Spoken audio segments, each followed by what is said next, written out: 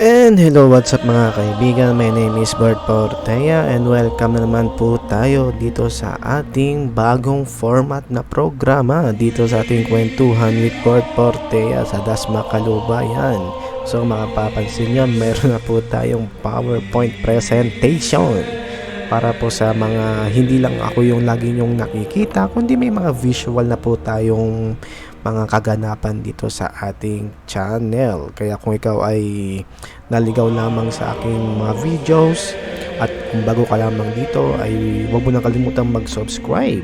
At marami tayo mga kwentuhan na tungkol sa mga history, mga alamat, mga anting-anting at minsan ay nagkwentuhan din tayo ng mga ghost story.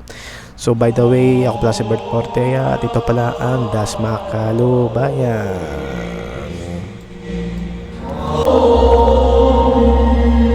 So by the way mga kaibigan, kayo ba ay nakapunta na sa simbahan ng Manawag? So yan ay sa simbahan ng sa Manawag doon sa Pangasinan. Yan, medyo may kalayuan din pero kung kayo ay mapunta dyan sa lugar na yan, ay worth it dahil maraming magagandang places at masasarap ang kanilang mga pagkain dyan. At syempre kapag kayo ay naligaw o napadaan sa simbahan ay sa Pangasinan ay dapat ay mapadaan din kayo sa simbahan ng Manawag. So karamihan na po sa atin mga kaibigan ay nakapunta na sa simbahan na to. At syempre marami din naman ang hindi pa. Pero mga kaibigan, alam nyo ba ang alamat ng simbahan ng Manawag at kung saan ba nagmula o nag-start ang simbahan na to? So atin yang tatalakayin.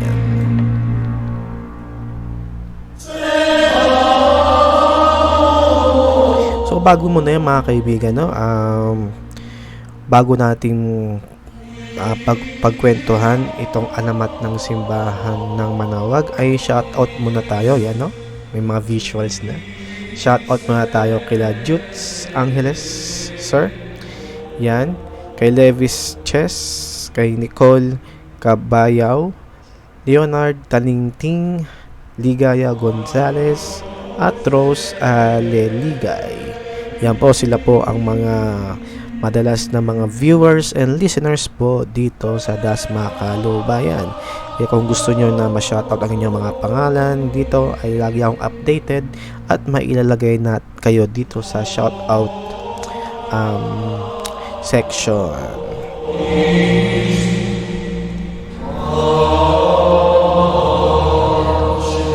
Okay, so ngayon ay pag-usapan muna natin ang Simbahan Our Lady of Manawag. So ayon dito sa aking nasaliksik, ito ay base to sa wikipedia.com. Our Lady of Manawag formal title. So ang formal title niya ay Our Lady of the Most Holy Rosary of Manawag. Spanish, may Spanish name pala siya, Ang Spanish name naman niya ay Nuestra Señora del Santísimo Rosario del Manawag. Okay, so alam niyo na rin kung ano yung Spanish name niya. Is a Roman Catholic title of Blessed Virgin Mary venerated in Manawag, Pangasinan, the Philippines. Yan sa Pangasinan po siya matatagpuan.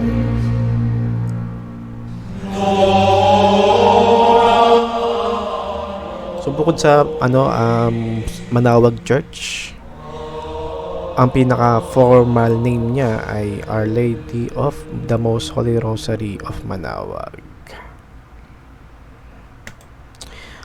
Okay.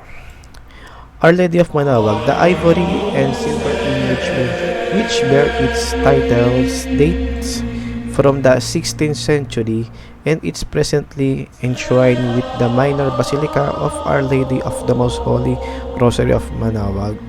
Yan So dyan po natin malaman na ang Lady of Manawag ay gawa sa ivory. Isa sa pinaka valued na na item, yung ivory. Yung ivory yan po yung matatagpuan sa mga tusk, sa mga sungay ng mga elefante, sa mga baboy ramo yan, may mga ivory sila. At yung ivory na yon ay nakakatagal po ng matagal, millennium. Hindi po yun buto. At napakakinis po nung material na yon. So dyan po gawa ang Our Lady of Manaoag.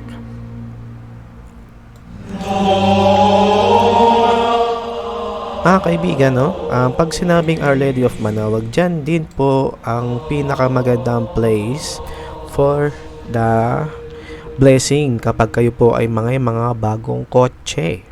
Kapag may bago kayong kotse, ay pinakamagandang i-bless po yan sa Pangasinan, Manaoag. Kumbaga, yun din po yung perfect place ng road test nyo. Kasi Pangasinan, almost tumatakbo siya ng 5 to 7 hours, I think, mula Manila hanggang Pangasinan. At sa ganong distansya po ay doon po matitest ang road performance ng isang bagong kotse. At syempre kapag nag-road test na po kayo, syempre maganda na rin pong mapadaan na po sa Manaoag Church at doon na rin po kayo magpa-blessing ng mga bago nyong sasakyan. So mga kaibigan, talagang marami na po nung bago po yung kotse po ng family car po namin ay dyan po sa Manaoag po kami nagpa-bless. At talagang pila-pila po araw-araw, pila-pila ang mga bagong kotse na nagpapabless doon. At doon mo makikita na sa araw-araw ganun karami. Ibig sabihin, ganun din karami ang mga bagong kotse na aandar sa Maynila. Diba? Kaya araw-araw dumadami ang kotse po natin.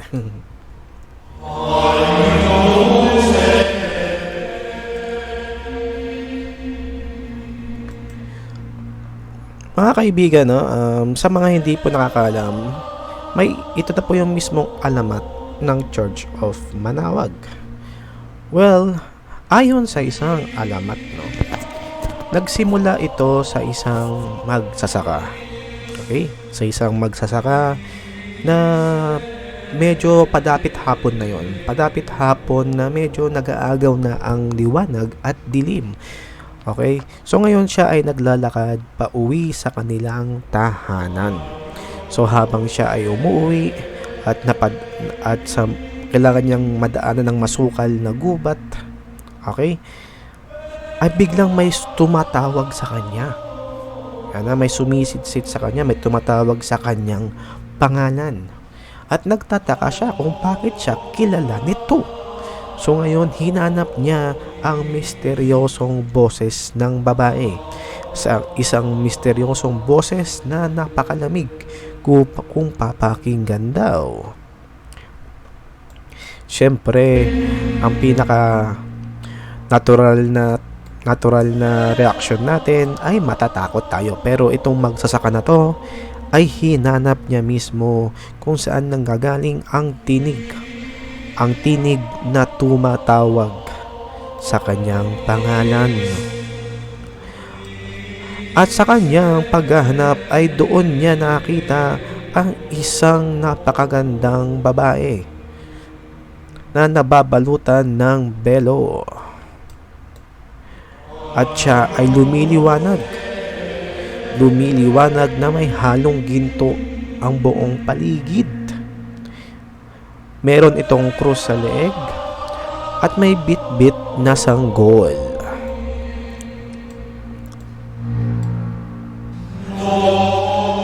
At syempre, alam na ng magsasaka na to na ito mismo ang mahal na birhen.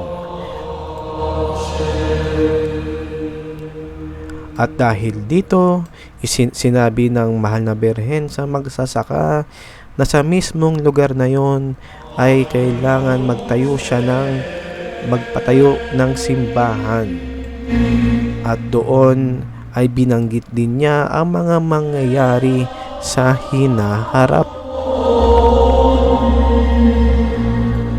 At At doon na rin nawala ang misteryosong babae. Dahil doon ay agad itong binalita sa mga kanayon. Yung magsasaka na yun, ibinalita niya sa mga kanyang mga kanayon, sa ibang baryo, at hanggang ito ay kumalat.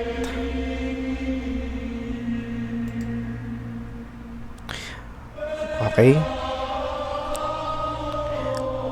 Ibinalita niya sa lugar ang kanyang nakita. Hindi nagtagal, noong 17th century, isang simbahan ang itinayo sa mismong lugar na pinangyarihan ng pangyayari. Ang simbahang iyon ay pinangunahan at pinamunuan ng mga Dominikanong mga padre, at noong mga deboto naman ay ng Our Lady of the Holy Rosary.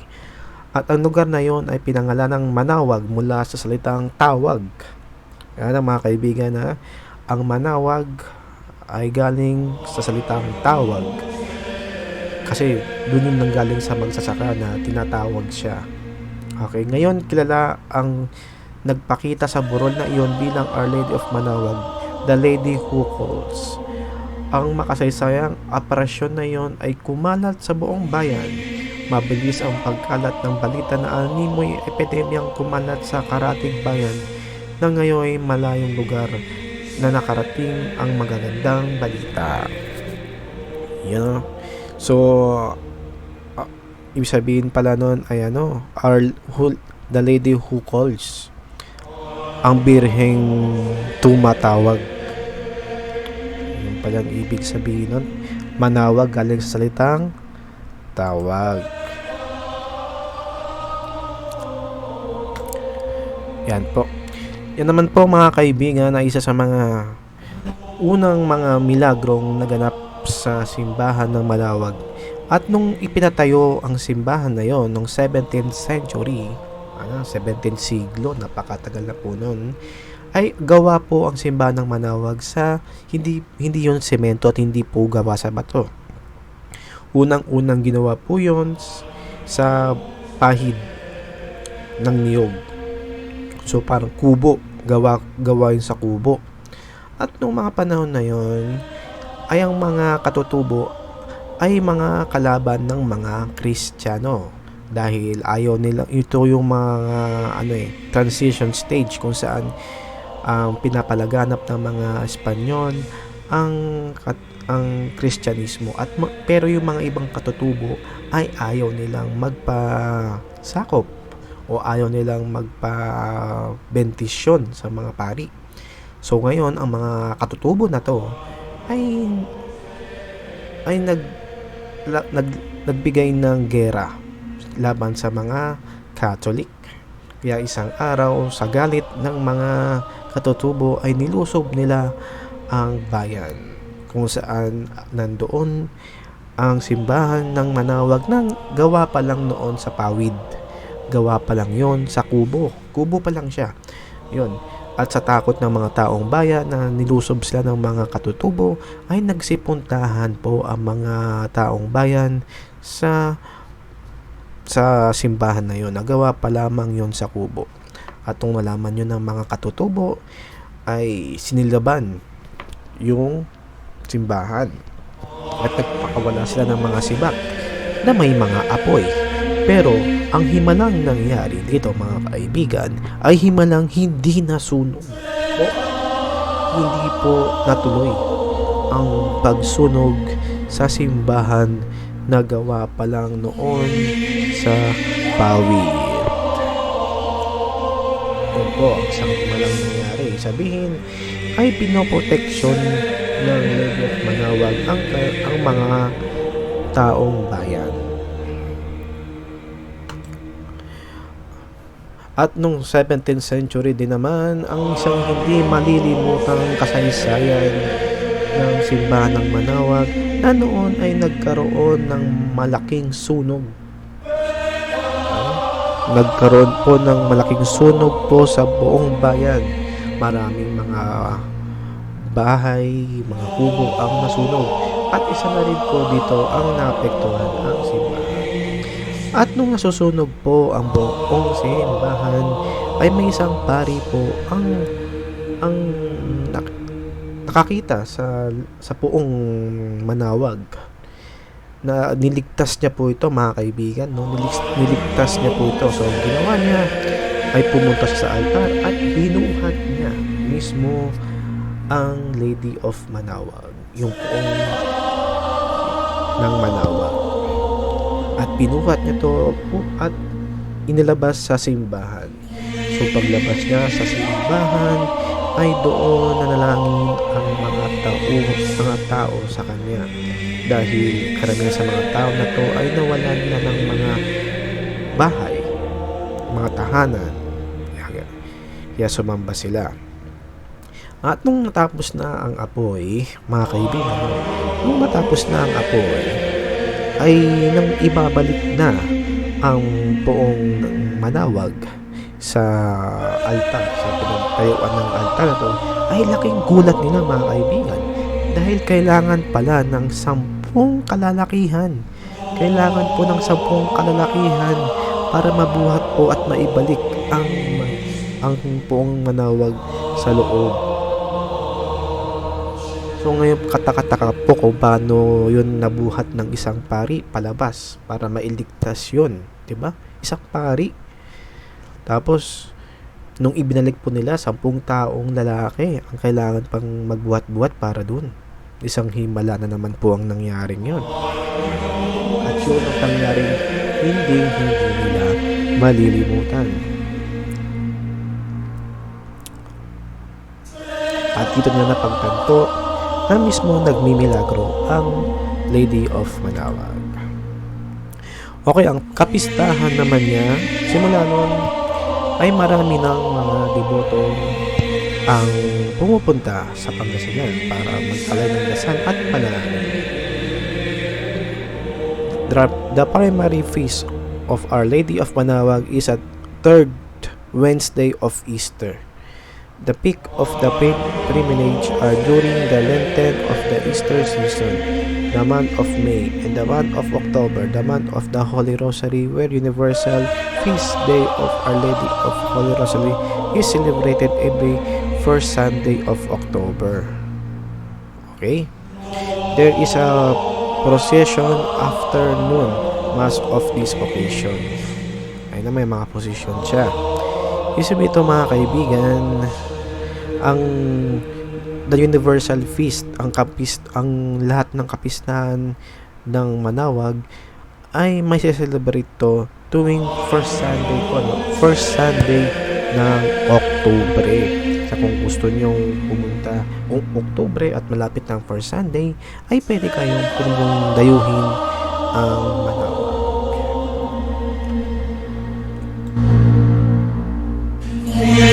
So yun po, mga kaibigan, ang ating video topic about sa alamat ng simbahan ng Manawag. At marami pa tayong pagkikwento ang mga itong format na meron na tayong visual PowerPoint. Kaya mag-subscribe na at marami tayong pagkikwentuhan. So muli, hanggang dito na lang muna. Ako pala si Bert Portela, and thank you sa inyong patunood as always, and thank you very much. See you in the next episode.